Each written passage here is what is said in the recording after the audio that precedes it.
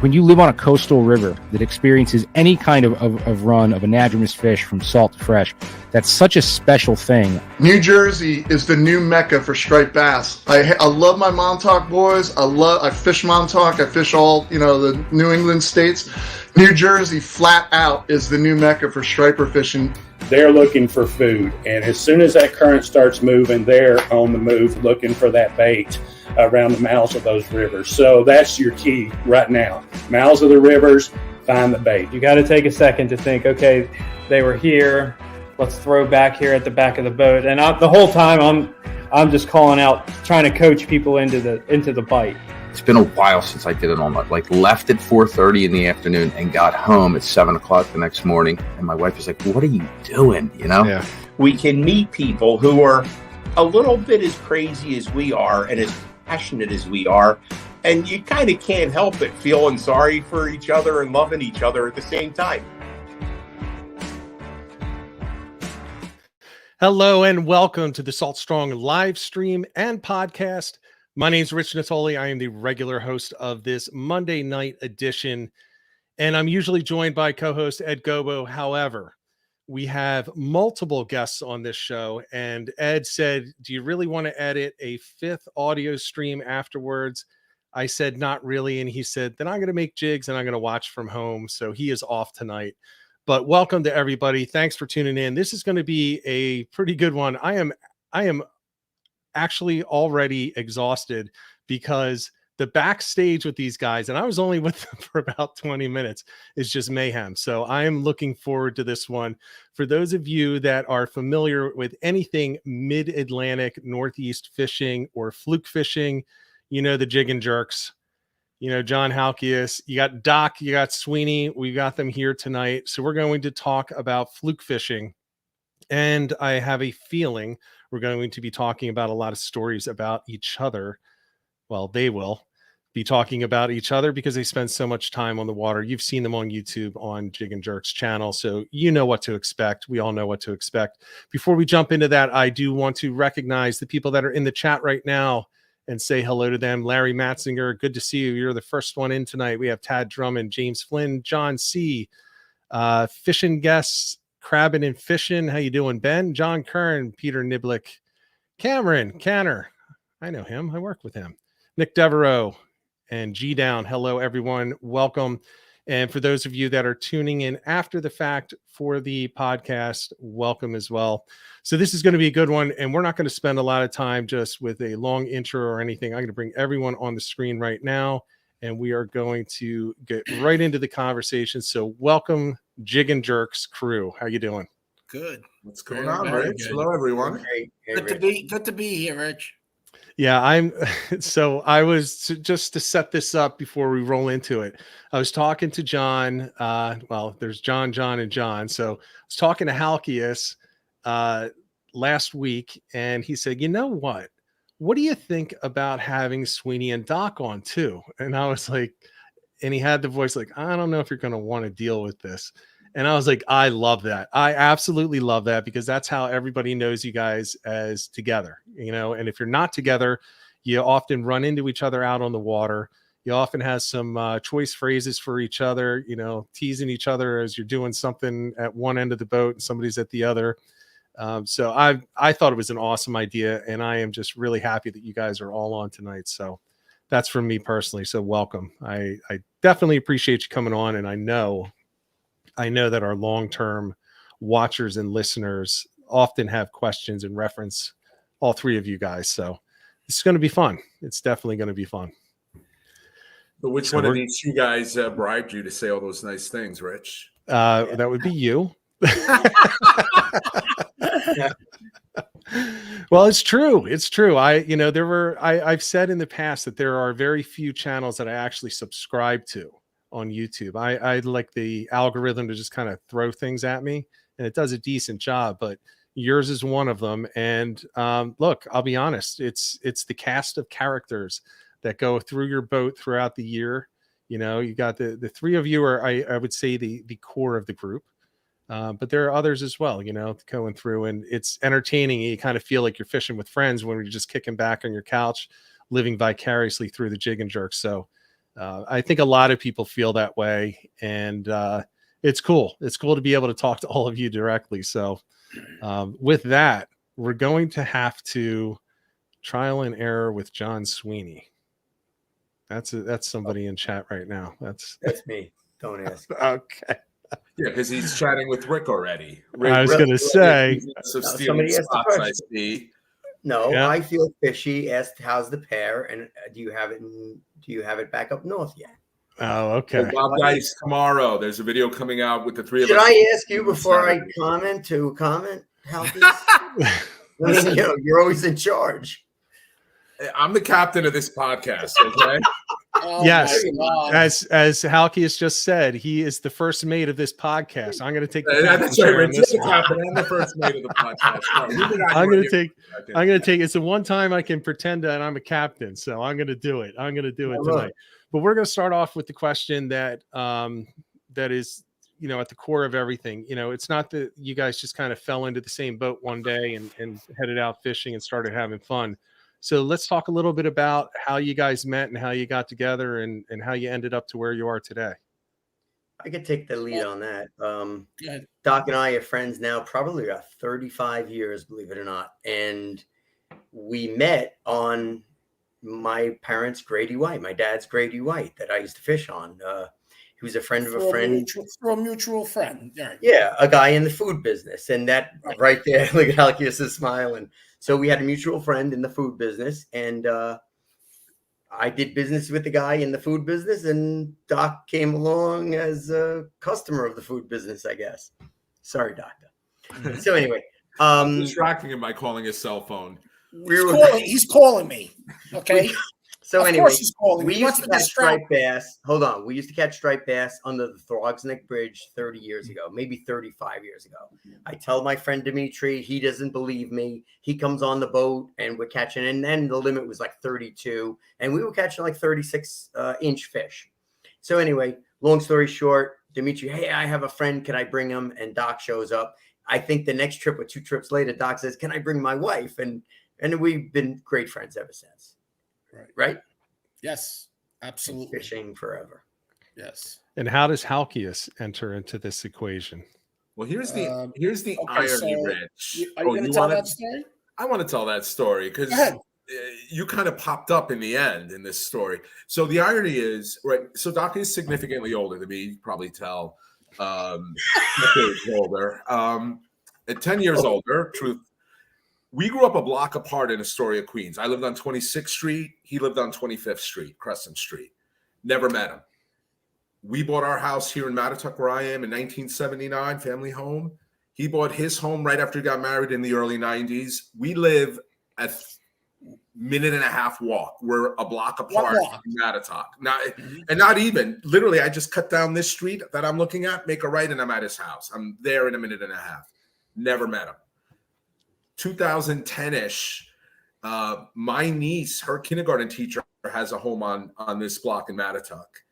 Her husband comes over and says, Wait, she's my cousin. She's your cousin. Right. They're all cousins, Rich.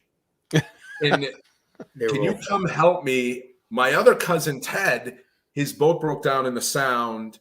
He doesn't have sea tow. We want to tow him in because it's going to be like $1,000 if it's sea tow. Like, well, my boat's in Greenport. I'm not going to come around. He goes, no. My cousin John has his boat at the local marina here in Mattatuck. It'll be 2 minutes. I'm like, why doesn't he take it? We can't find him. So we go to Doc's boat at the time with his cousin. We start it. We go get his other cousin. We tow him back. We're going back to Doc's dock. Wait. We gotta build this up a little bit. So prior to this, my cousin that went and got him was, ripping me, telling me that Halk is the best fisherman in Mattatuck. When I never heard of Doc. I was the best fisherman. No, but he also told that's the only thing I knew about Halk. No. He also told you that he doesn't know who I am because that's what you said to him. And Eric said to you, oh, I asked him, do you know John Kiriazis? And he said, yeah, he's a terrible fisherman. And so I docked the boat, and there's a guy with a ponytail, arms looking at us like, what are you guys doing on my boat? And Eric goes, oh, we went to get your cousin Ted. This is my friend John Halkias. And Doc just looks at me with death. Never met him before, never heard his name before. And he goes, John Halkias, huh? Why don't you talk smack about me now? I'm a bad fisherman. And I have no idea what he's talking about. And his cousin is hysterically laughing because he ribbed both of us without either of us knowing we were being ribbed. And then you ended up meeting on the day that you stole Doc's boat. Yeah. That's correct. And it was a rental at the time. I was in between boats. Yeah. So real doctors buy boats. Fake doctors rent boats. That's the MO there, Rich. Oh, man.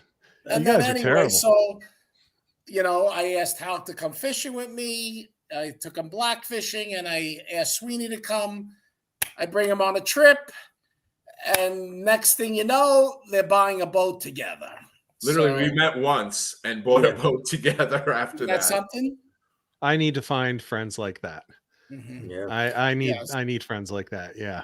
Yeah. Well, that's cool. And you're still together. Is this a relationship due to boat, or is this you can't divorce until it's paid off? Divorce for a while, which we won't get into, but and through no fault of Sweeney's, I just wanted to do my own thing. But yeah, look,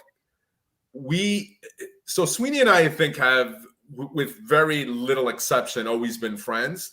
Doc and I, because we sometimes take it a little too far with Doc. We don't know where to stop, and Wait, can I stop it right there? I like to call band camp, where hold on. We have to not get our calls returned for a few weeks until he calms down. So as you know, it's a timeout, Rich. Basically, it's a timeout. So I'm going to just interrupt here because just to give you an idea, okay.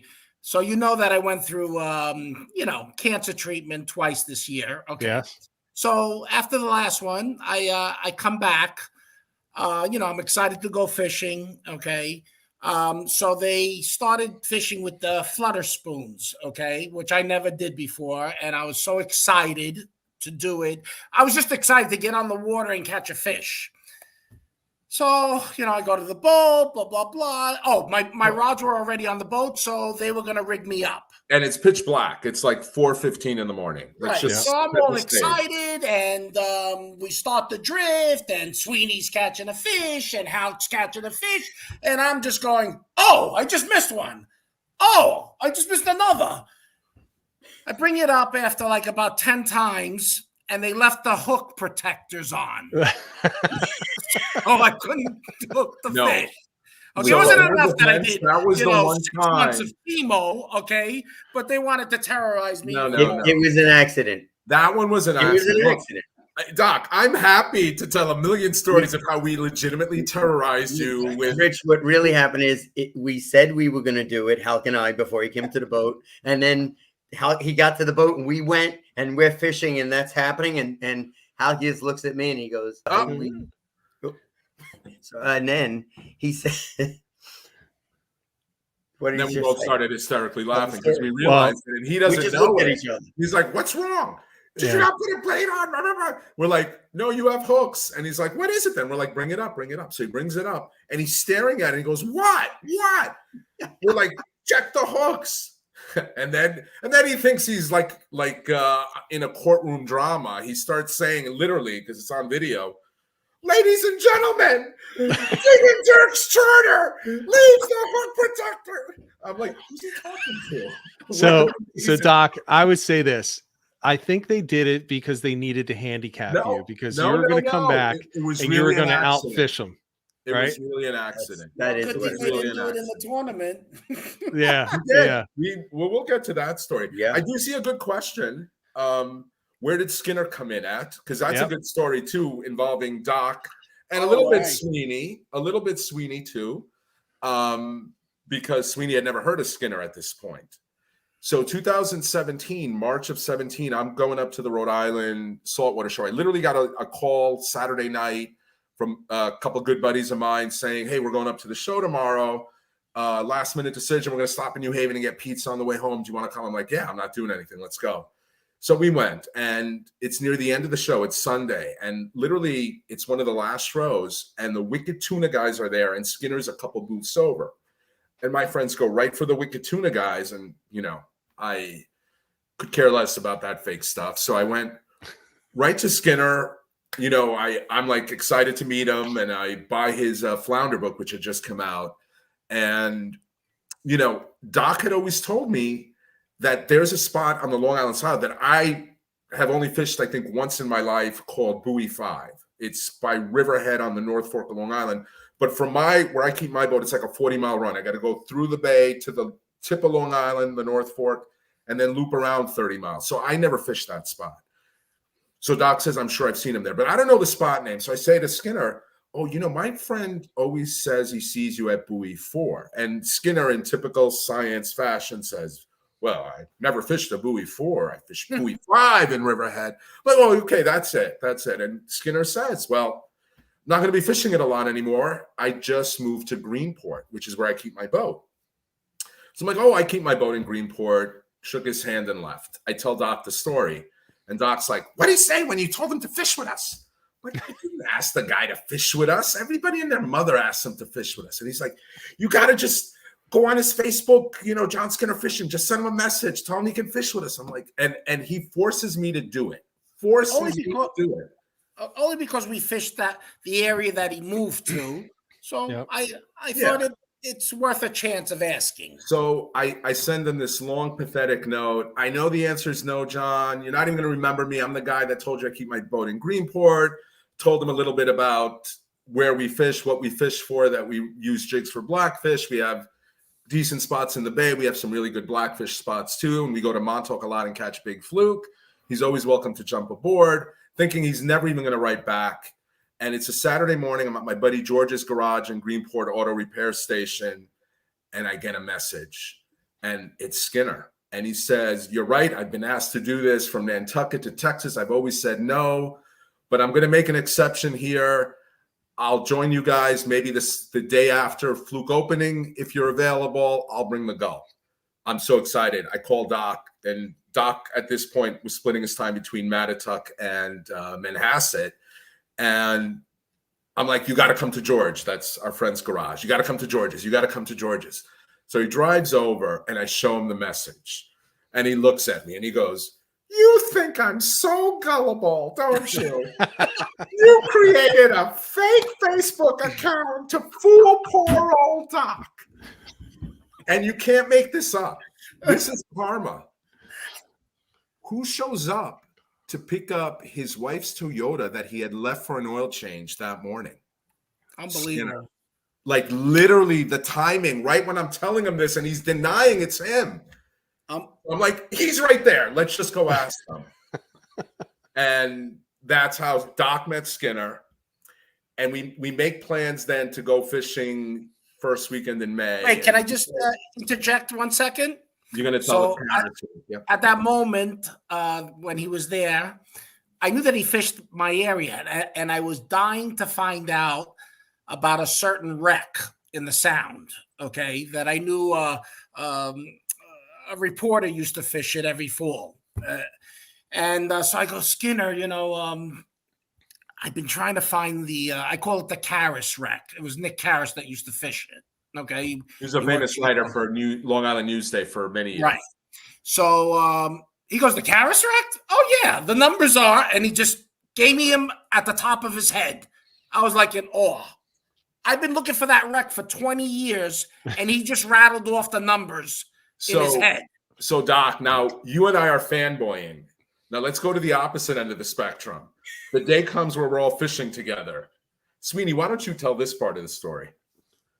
So first of all, they were all excited. Oh, Skinner. Halkias picks me up. And my parents have a summer house on Long Island, so I stay there when I fish on Long Island. So Halkias comes to the house. I'm sleeping. He's there a half hour early. I didn't even You told us to be there at what time, and how early were we there? You were 30 minutes early. Yeah. And let's just say we should have met at 5:30 in the morning.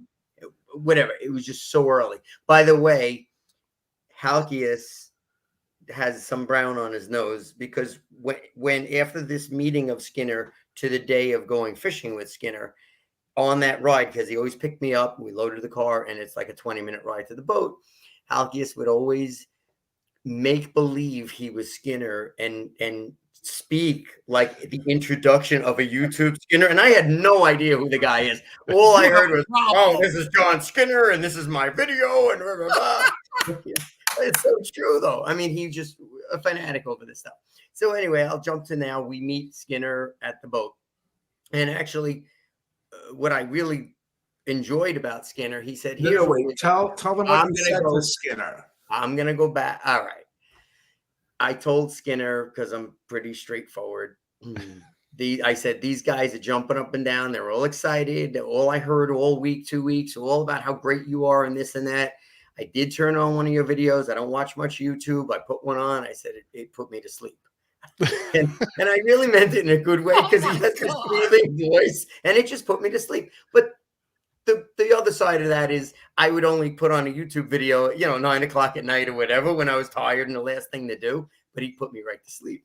And I don't think he liked me for that. And yeah, I don't know any YouTube people that would be happy to hear that they put you to sleep, unless it's the ASMR people that breathe into the microphone for whatever reason. So, but anyway, what I really did appreciate about him is he says, all right, this is what we're going to do.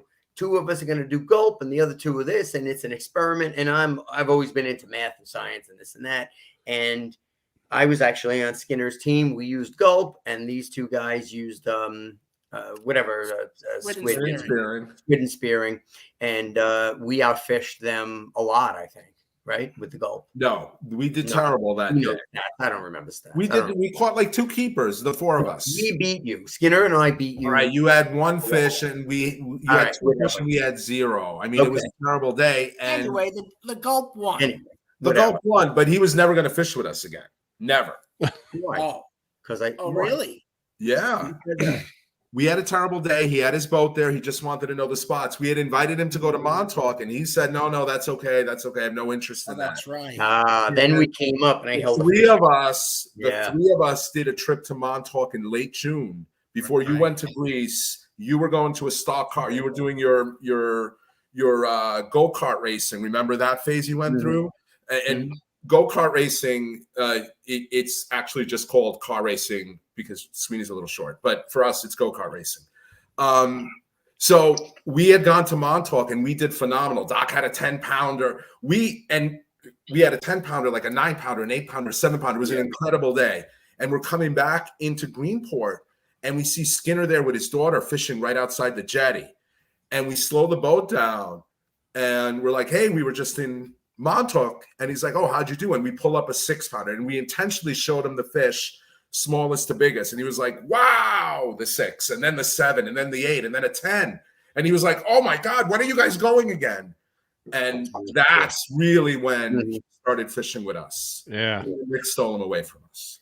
And then I'll make it quick to get off that subject. But then we went one time with him. It might have been a Montauk trip.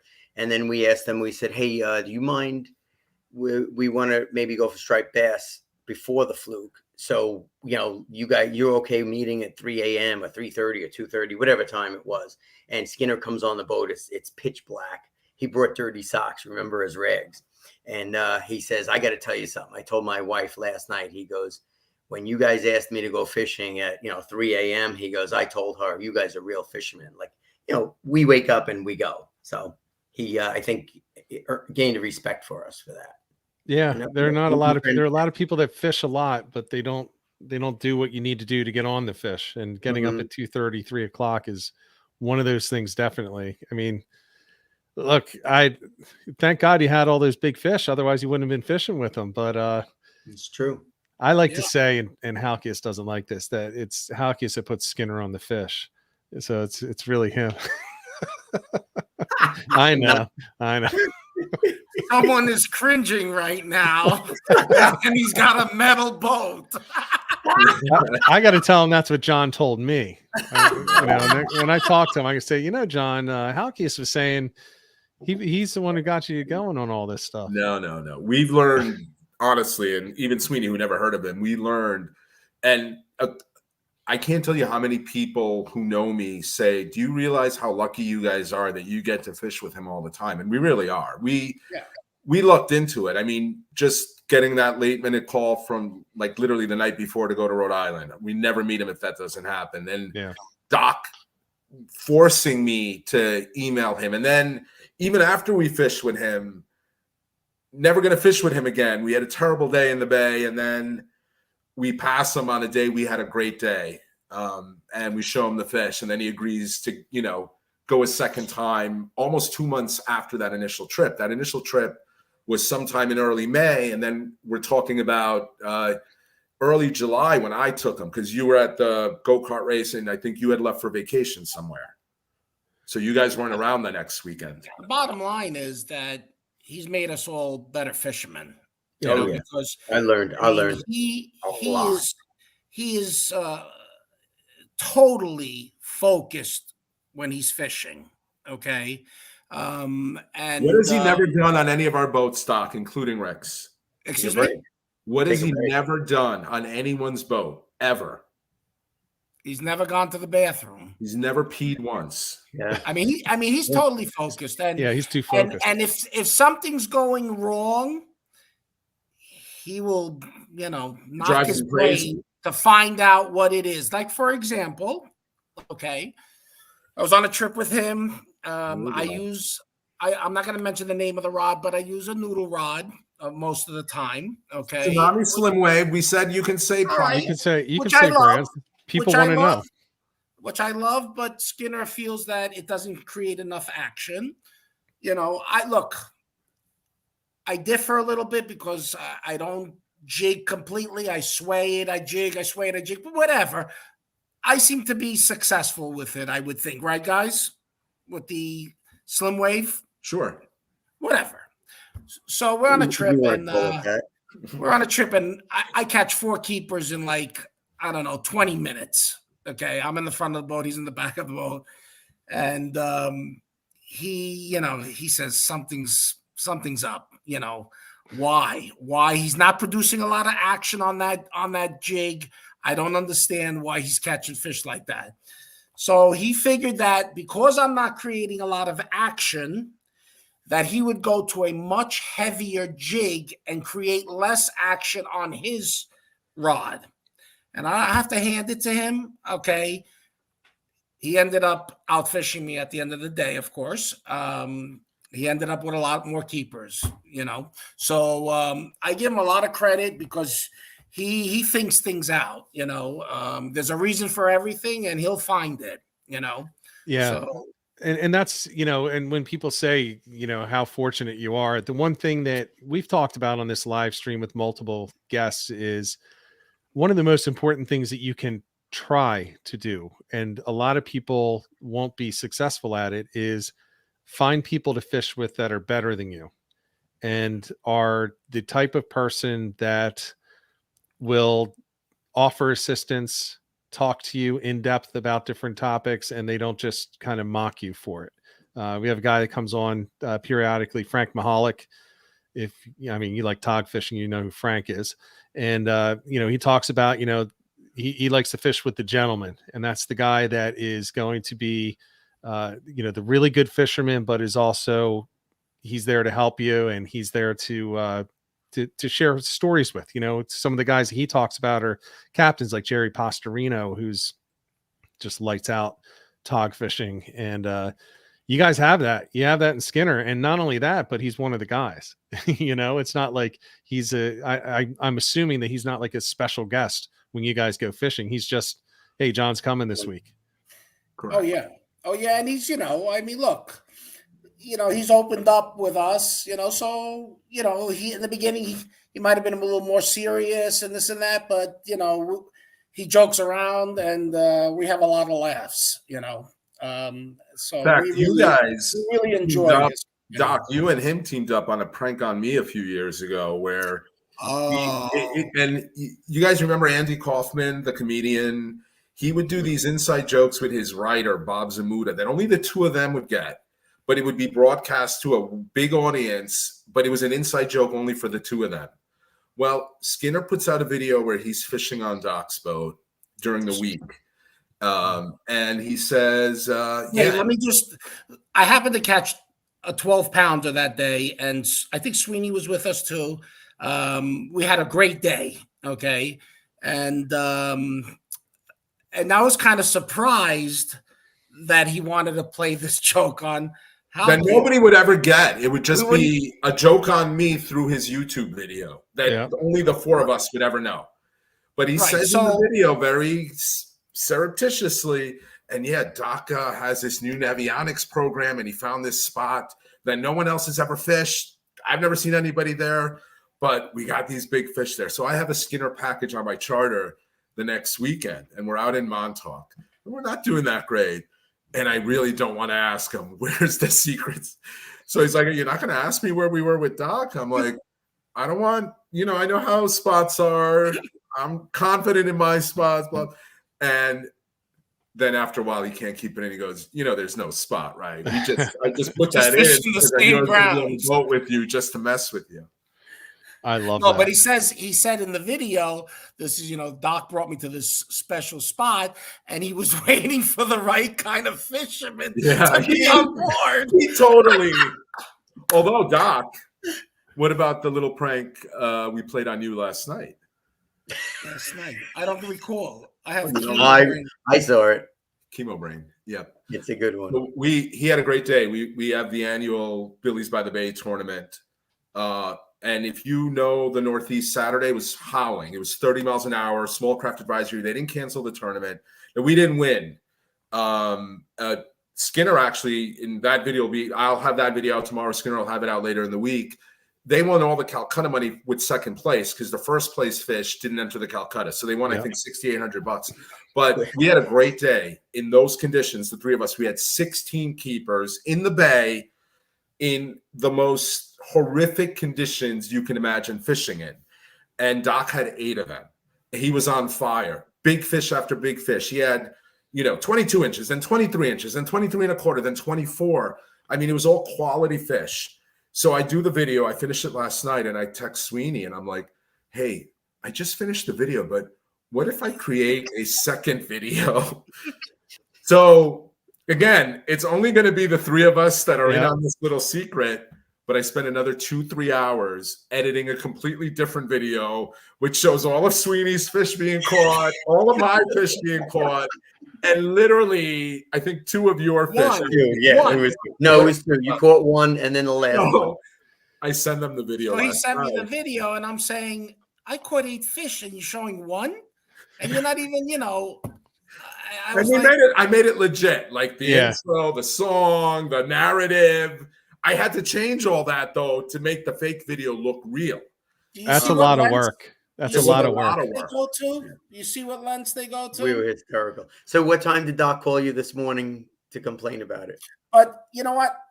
No, but I want to get on the technical part. I mean, yes, I caught 8 keepers, but I have to give props to Halk and Sweeney, okay? In those conditions, of course, with the trolling motor, but you got to know how to use the trolling motor too. They did an amazing job. The trolling motor power went, and then both of them, one steered, one powered the boat, and it was phenomenal. We power drifted backwards. Yeah. We back trolled with both engines, wind against tide, 30-mile-an-hour winds. We had both engines in gear to go 1 mile an hour the correct way. Wait, you were stern into the wind? Yeah. Man. That's some dedication. I guarantee you, and anyone who was in this tournament on Saturday, if I will stake everything that no one else came remotely close to 16 It's the way to do it. And by the way, Rich, are you familiar with power drifting backwards by any chance? I have never done it myself. No. So the logic behind why you go backwards is the boat's more stable, and if you try to do it with your bow, the bow is just going to keep swinging. You're counter steering. When you go backwards, you just point the back of your motor to your target, and you don't have to steer. You keep straighter. You steer, but the boat doesn't wander because the boat is being pulled from the outboard. Yeah, and that makes sense. However, 30 mile. what was the swell like? The winds. We Well, were we were in the in bay. the bay. It was a It's low probably chop. 2 footers, Okay. 2 foot chop. 2 footers, I'd say. Okay, all right. But So yeah, And I have a it's 32 little. foot boat. Yeah. It was safe. It wasn't, But- The video will be out tomorrow. You'll understand. Yeah, I'll watch it. done it That's in Montauk, good on information though. Montauk. That drift, because I know. I will say this: I've only seen people doing it occasionally, and occasionally is across my 50 years of fishing, and it's probably not even a full hand worth of tallies on that.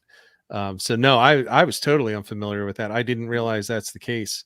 I wonder if I could do that in my kayak. Oh, definitely.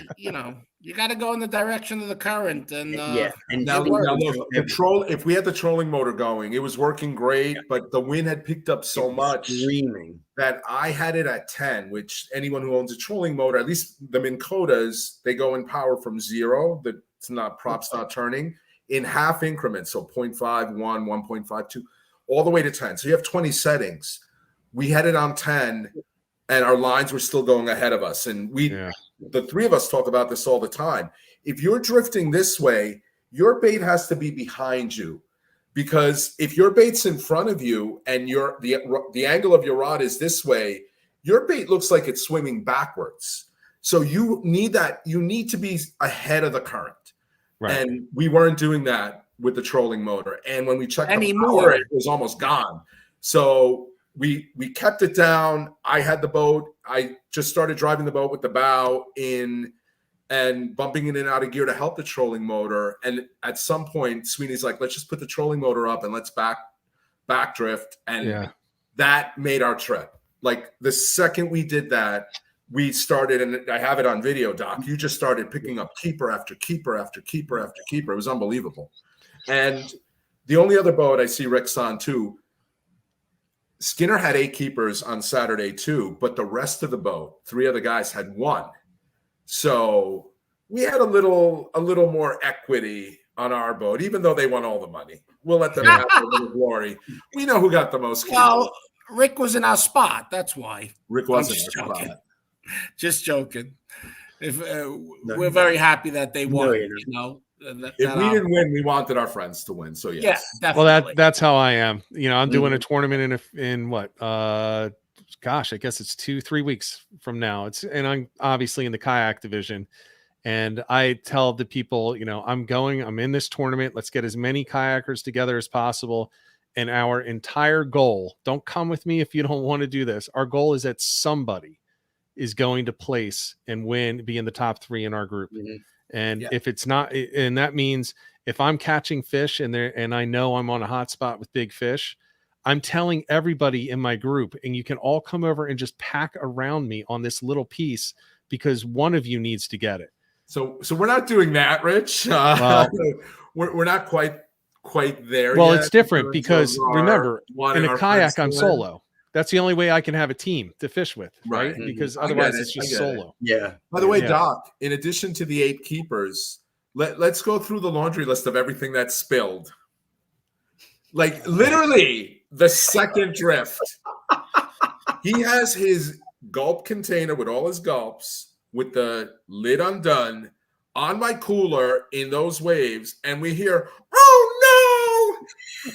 And I see gulp juice all down the side of my boat. If you weren't that cheap, you would have a seakeeper on your boat.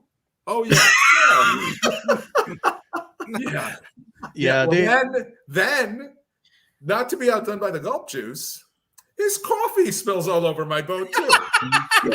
Yeah. And then, okay, we're taking off. Everything's secure. Everything's good. We see his glasses flying, bags of gulp. Bags coming to the stern because he's got his stuff in the front. It's all flying, and I'm catching it.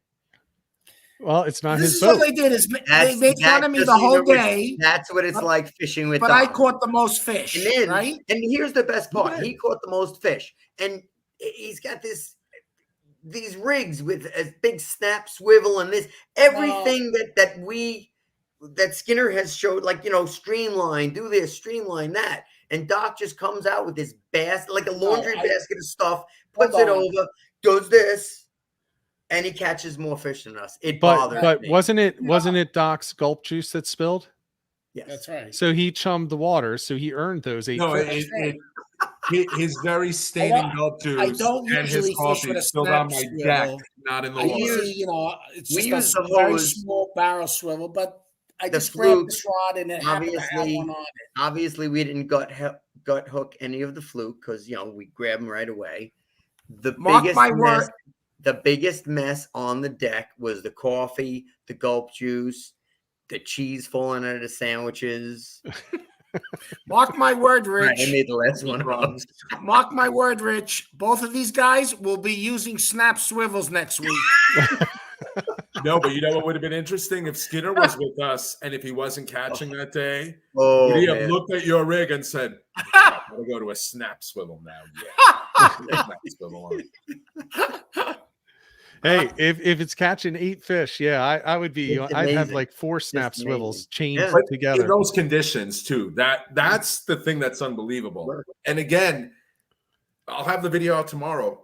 Just listening to it, it was difficult to edit because the wind noise was so insane. It was just so. Those are easily the worst conditions I ever fluke fished in. So let me ask you then. So you had the terrible wind. It was pushing you way too fast. What was the speed of the current?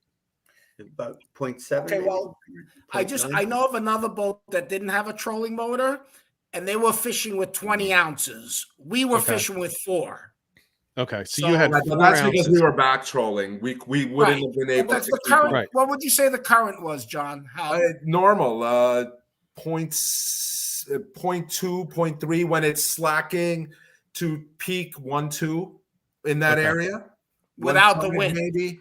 Without the wind. And, Yeah, and what was when I was take the wind out of it, when we were back trolling and we were perfect, we weren't having to scope out, we were between 0.8 and 1.2. Remember, I was telling you once I hit 1.5, I'm using That's all when he four was of the hitting throttles. neutral. He had That was both important. throttles in gear.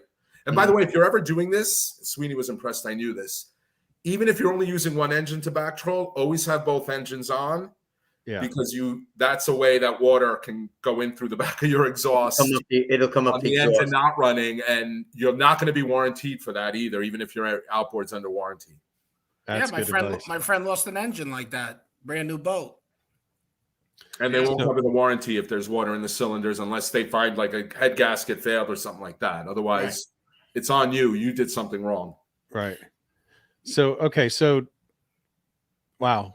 So how fast would you have been drifting with the wind if you weren't doing anything? Boats were flying by us. It was incredible. 4 or really 5 miles. Yes. It looked like plum gut. I don't know if Yes. you're familiar with plum gut. They're I flying. am. Yeah. Yeah, they're just flying by. Yeah. At one And then, of point, course- I pointed. And then, of course, we're going 1 mile an hour the opposite way besides, so really look fast. But they had to be going 5, 6 miles an Yeah. hour. At one point, I pointed to one of our friends' boat going by, and I said, "Whoa, he's moving." You know. Yeah. So that's a crazy thing. I mean, I don't know the speed that is best for a fluke, but I know that I do best when I go just at or just under the speed of the current. So, people talk about, there are some reasons why you do or don't want to scope it, but when it comes down to it, you're not going to catch much at 3 miles per hour. I don't agree with the just under, Rich, though.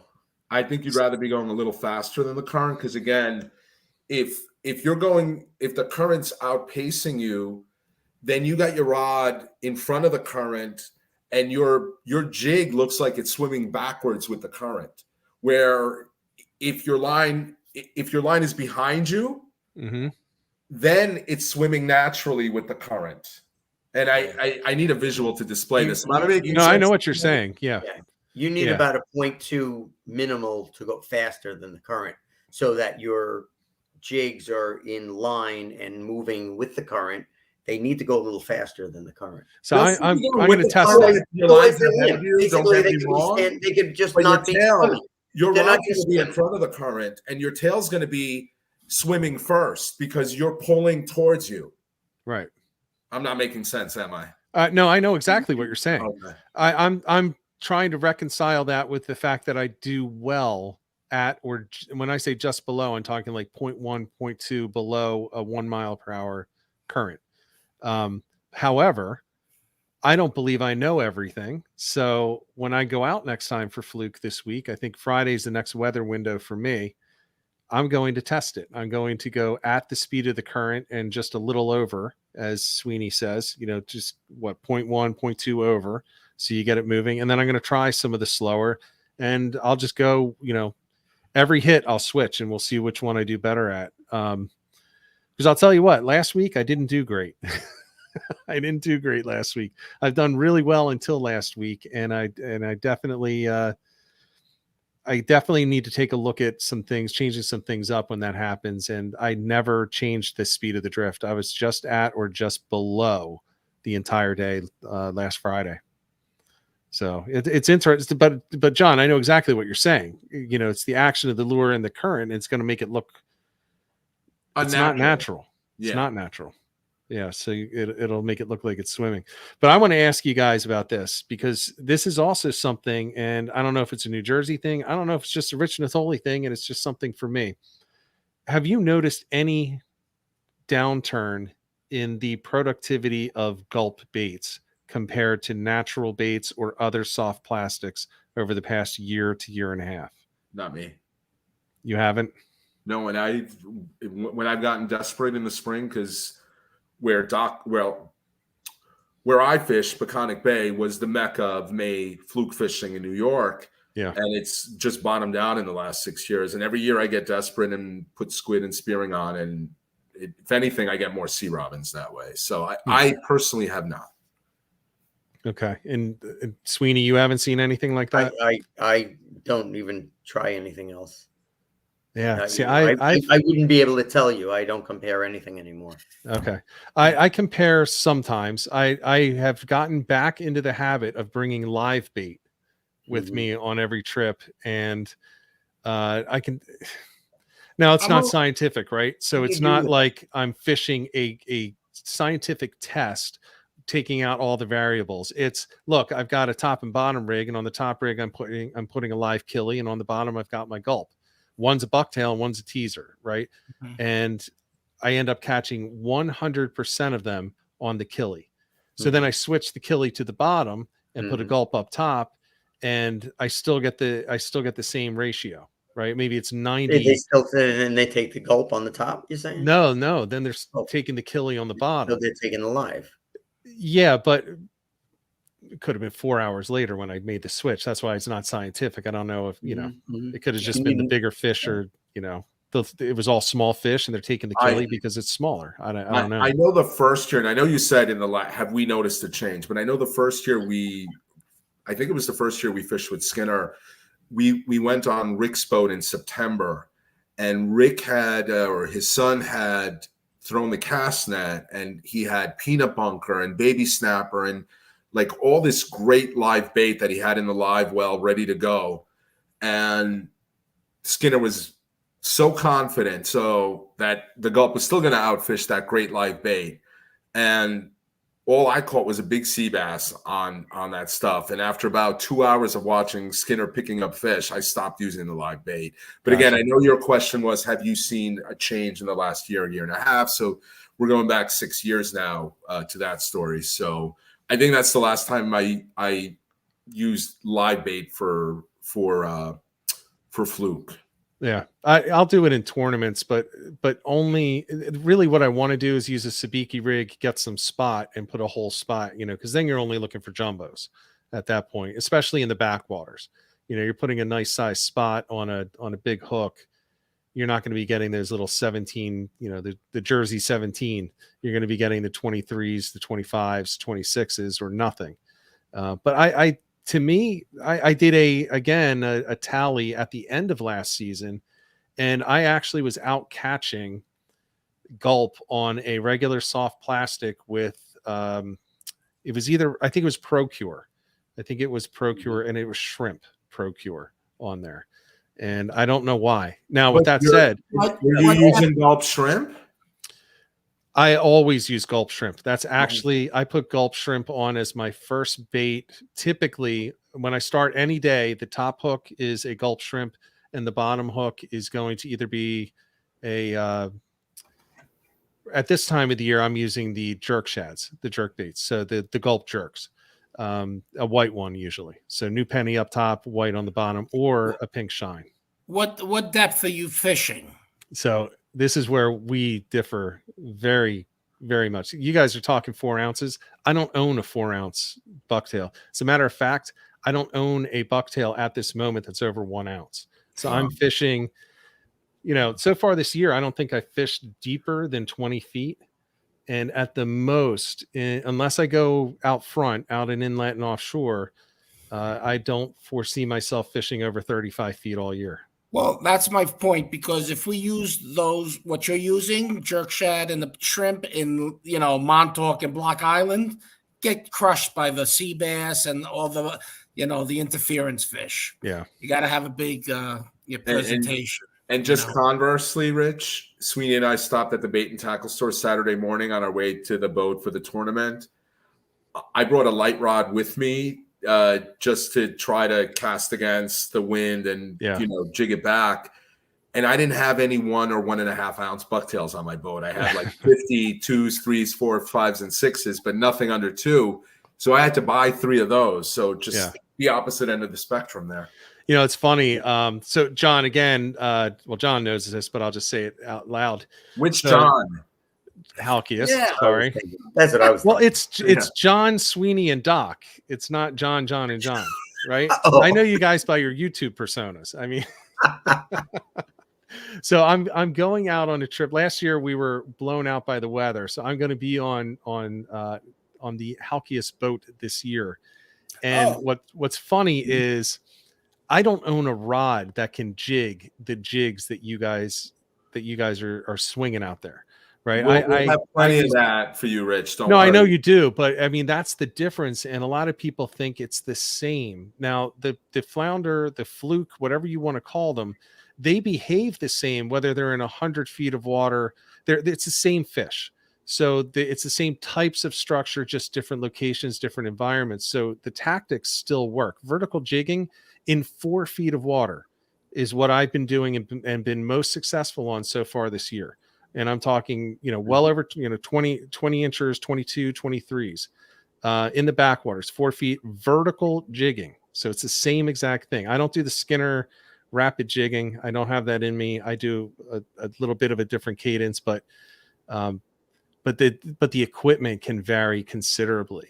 And I like, John, that Halkias, that you said you were going to toss it out and bring it back. That's a southern tactic for, southern flounder and maybe some summer flounder down there. But I don't know. I don't think people do that. I do that a lot when I'm chartering, because I'll have my customers set up on one side of the boat. And if it's slow, I just grab my spinner, cast out the other way, and just give it almost like snap jigging it back to the boat. And in fact, I was doing a lot of that last year in the same Fluke tournament on Rick's boat, and we had just under 8 pounds. It got us 3rd place, and that's, it was with the spinner and a smaller bucktail and no teaser, just doing. And Skinner actually said to me before the tournament last year, bring your spinner and do that. Just give him a different presentation, because again, he very much thinks it might not be this style that works today. It could be a different style that works. The Doc story earlier.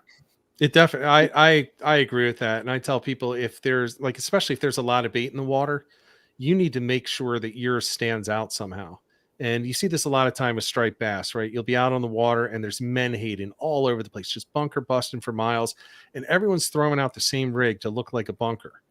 Not me. I'm throwing out something that's chartreuse. I'm throwing out something that's green. I'm throwing orange. I'm throwing something different, and I'm working it differently, because what's going to stand out? What I know is when I cast one that looks just like a bunker into a bunker pod, they kind of go around it, but they're still kind of there. Can you describe those colors one more time? What, like the green and orange? Green, orange. I really think you just described Doc's wardrobe right there. Oh. Sorry. Good night, everybody. I fell for that one, Doc. I'm sorry. I will not say those colors again. But I think that when you throw something that's a little bit different, it can stir them up. If you throw something in the middle of a bunker pod and they all scatter 12 feet and only your bait is sitting in the middle, guess what they're going to see? They're going to see just your bait. So I think, to that point, if everyone's vertical jigging and that just happens to be what all the natural bait down there that they're feeding on is doing, changing it up can actually, that can change the day for you. That's a really interesting idea. And I actually have Ernesto, my client, does that all the time. He loves to little jerk shad, casts out, snaps it back. And it doesn't matter that everybody else is doing their thing. That's what he loves. And he'll occasionally, although I'll yell at him a lot when everyone else is catching and he's not, but there are times when that'll work when nothing else is working. Yes. You just need to be willing to, I think, if you want to have the most productive day, do your thing. But if something else is working, be humble and switch. Right. You're not right. It's like the people nowadays, they'll argue and argue and argue to win the argument, even if they're wrong. Not me. If I know that I'm wrong, I'm going to stop arguing. I'm going to put the swivels on and I'm going to start dropping snap swivels down there if that's what's catching. Right. I'm going to go to the slim wave and I'm going to use that if that's what's catching that day. And I think a lot of people kind of get stuck and they just do it one way. Guess what, Rich? You just got an invite on Doc's boat. Oh yeah. Fine, Rich. I'm with you. I'm with you, Doc. You just got to take care of this. You'll just need Sweeney to fix it first before he can take you out on it. Oh, awesome. All right. So we're coming up on the hour here. Let me go through and see if there are any questions in here, because I've done a terrible job at watching that. So fuel leak, that's fixed. Problem identified. Cost me quite a bit of money, but everything is in tip-top shape. And I can tell you the tournament that we just did was Billy's on the Bay. It's a small tournament out of Greenport, Long Island. A lot of fun, though. Really a lot of fun. 43 or 44 boats this year. And a lot of them didn't join because of the winds. We would have had more. We had a lot of our friends backed out because of the wind. Yeah, that's pretty extreme conditions. There aren't going to be a lot of boats that are going to be able to fish that successfully. You'll see. As you saw, they were flying by at 4 or 5 miles per hour, which is going to be a little bit too fast for them. There are a lot of questions in here about S&S. I don't know if you guys have any insight into that. The questions is what's going to happen with those jigs without S&S being in business. And just for anyone that's unaware, there was a death in the family and they've decided that they're not going to continue with S&S, and they announced that they're closing the business. However, they did not mention whether or not they were selling it or whether they were just shuttering it. So I would guess that somebody's going to buy the business. But unless you're serious about buying it. I spoke to Stan, and I think we got to give him a little time. I think he's going to come out with something new in the future. That's all I'm at liberty to say. Okay. Yeah. But I don't think we've seen the last of Stan. All right. No, I wouldn't think so, but it's totally understandable. I like this one. Doc is a legend. Oh, thank you, Michael. Mike, is that one of your cousins, Doc? Yeah, another cousin. Mike. Michael, stop drinking. Is that who that is? Mike Licky Boots, right, Doc? Hold on. Michael also has to have wrist surgery because he's jigging the way Skinner does. I can't do that. That's not funny, actually. Sorry, Mike. I can't do that. I can't do it. We call it the Skinner jigging. And you got to have the Popeye forearms. I don't do it either. No. I don't do it either. I flow, real. Am I the only one that does it out of us? Yeah. Out of us, you're the only one. Yeah. I will do it for short periods of time. I will vary the retrieve. And if I'm not getting anything on my normal cadence, I'll very quickly do that. And then I'll stop. Yes. And then I'll reset to a different cadence. Interrupt it, change it. Because sometimes when you stop, if the fluke is there, maybe it will attack when it lays on the ground. Right. Doc uses the blind man's stick. Keep making fun of me, Sweeney. Why don't you look at the numbers? Not only the numbers, Sweeney. Why don't you look at the amount of doormats that I've caught? My biggest fish this season. It's embarrassing because it was on video. My biggest fish this season was dead sticked. I wasn't even looking at the rod. I put it in the holder. I was retying a new rig. We call that the Doc method. That's the Doc method. I actually asked him in the tournament. I said, Doc, he did right now. Michael, tell them, Michael, tell them. But no, I get it. I get it. You know, and I think it depends on, again, Doc said it earlier, you know, Doc could be standing next to Skinner doing a totally different thing and outfish him. It's what the fish want when the fish want what they want. Yeah, and that's actually, I think that's what keeps us all going back. If you went out and caught the biggest fish every time, I wouldn't go. I wouldn't go. I agree with that, Sweeney, but I also think a lot of it is just luck, right? I did a trip a couple weeks ago with Skinner before work. We were at my boat at 4:45, and I think I had 4 striped bass. He had nothing. He got shut out. And he was racking, and we were using the same stuff, and he was racking his brain. And he dropped a couple fish. And I said, Skinner, it's just luck. We're not doing anything special here. We're dropping flutter spoons and swinging them up and down. And they hit my line, and the couple times they hit yours. And then we went out last week, and it was the opposite. Yeah. And I was doing the same exact thing. And I think sometimes we overthink it, which is why I'm less resistant to change than you guys. I believe in the way I fish. And I realize sometimes the fish bite and sometimes they don't. And I generally, with the exception of occasionally grabbing the spinner, I'm not going to do that. I'm not going to adapt as well as you guys do. The other thing, Rich, is that there's constant communication when we're fishing. Okay, what did you catch? What color did you catch it on? Did you catch it on an upper teaser? Did you, so we always communicate. Put mayo or mustard on my sandwich? That helps out a lot too. Yeah. What'd you say, Sweeney? What'd you say? Say it again. Say it in my face. Did you put mayo or mustard on my sandwich? Sweeney, you know the answer is both. Exactly. Well, you actually, I could go for that. Yeah, I like it both. Rich, if you come fishing with me, you definitely will not starve, even if we get stranded for 2 weeks. Oh yeah. Oh, okay. I'm in. Actually, when you come with all of us, we'll all join. If Halkias offers the room, or you just come with Doc. Come on my boat. Yeah, I'll bring you. My boat's on Long Island. I won't be able to go with you guys because I'll have a charter. I'll be closer next month for you. I'm in Connecticut next month. Well, the reports that I saw in Connecticut from the past week have been amazing. I'm not going to show them because they're not my pictures, but I got a slew of pictures from a guy that I work with, and just beautiful striped bass. I mean, everything. Yeah. Sea bass, everything up there. So,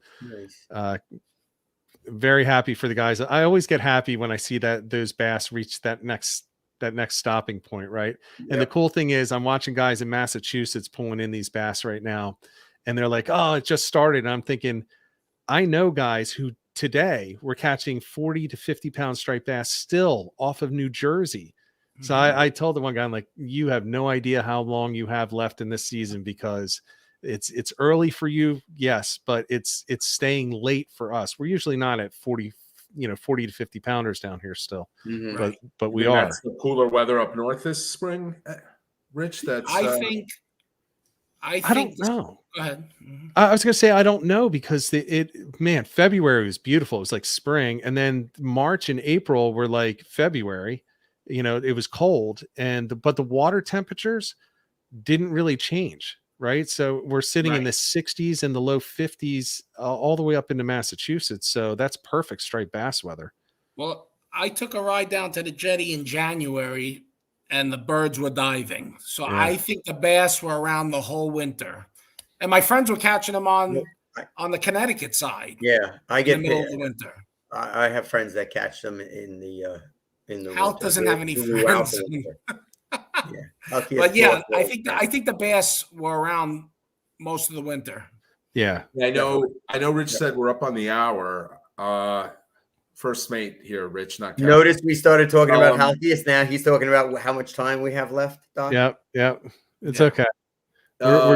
Captain Leon, our good buddy Leon Adler, given the choice, Southwest Florida or Long Island. I wouldn't trade Long Island for anything, Leon. I love my Southwest Florida. I know you do, and I like fishing with you down there. I love it, but I wouldn't trade fluke, bass, blackfish for anything. I fished the Keys, fished all over. I would never trade Long Island. I'm sure if you guys got stranded, Sweeney would be the first sacrifice. Yes. And Doc and I would enjoy a healthy dinner that night. Then it would be who's going to eat the next guy. I want the upper limbs. Yeah. These guys aren't smart enough. They might be bigger than me, but they're just not smart enough. If we can catch them, that's going to be the problem. I convinced them to get in the water first for whatever reason, however, and they would do it. Although Doc still swears he can beat all of us in a 40-yard dash. Although the one time we raced, you didn't do so hot, Doc. Yeah. Yeah, well, that was after 4 months of chemo. No, that wasn't last year. That was before chemo. That was before chemo. But he might have had cancer then. So there's 6 years. Maybe. Yeah, Hal. Come on, man. Yeah. You got to give him. You got to give him a little head start. When he first got diagnosed, Sweeney said to him, to his face, "Listen, we're not going to treat you special. We're going to care about you. We love you. We're going to be here for you, but we're not going to be fake nice to you now because why stop being nice now? Because they don't know how to be." Right. No. I appreciated that. I did. Yeah, and I will say I was happy to see you back on the video. Yeah, it was. Look at that last comment. Everyone catches more fish than Doc. And look who wrote it. Hey, Rick. Look who it's from. Hey, Rick. Friday. You better not say that to me. Wait. How many keepers did he have Saturday in the tournament? He had 0. The big donut. Rick. But he is $1,575 richer than we are, so he has that to hang his hat on. He picked a good team, right? It's like the guys that never play in the World Series, and they played 2 games early in the season and they get the ring. There were a whole bunch of Phillies who got the championship. They literally had Michael Jordan on the team. I was going to say, or it's like the Yankees. He basically just bought the best guy on the boat. Yeah. He caught I'll tell you what. 9 keepers. I'll tell you what. If Skinner was on a boat, their boat would have got 1 keeper. I would be fine being that guy on the boat with the guy who caught the biggest fish, and I would celebrate it the same way that he is. So it's just called great planning. Jigging Jerk's theme song is my brother-in-law, Kevin. He and my niece. Busting chops, Rich. Yeah, we're busting chops. No, yeah. No. And I'm happy for all. Somebody kept asking about Friday. Skinner being afraid of me. That was clearly Skinner joking around. Yes. All right. So we are going to call it at this point. We're at 1 hour and 7 minutes. Guys, I'm really glad that you came on. This was perhaps the easiest one that I ever did. And it was the most entertaining. So I really appreciate you guys coming on. Thank you for having really us. Just to talk fishing, right? We don't have to go into a lot of details on every one of these. It's just whatever, when people tune in, I hear, the guys in the chat, the people watching, the people listening later, all they want to do is just spend some time with other fishermen and just sit around and hear the talk. And this is what it was. I imagine this is kind of similar to some of the days out on the boats. And that's what we're all wishing for with all this wind that's going through right now. So thank you again for coming on, everybody. I will be announcing later in the week the guests for next week. It might be a coaches show. So it might be Salt Strong coaches with a Q&A. We will see. But we'll see if we can get Ed back on as well. And Ed is way too many days off lately. So again, thanks guys for coming on. Everybody, thanks for tuning in. And we'll be back next week. Until next time, get out there, get on the water, and get some tight lines.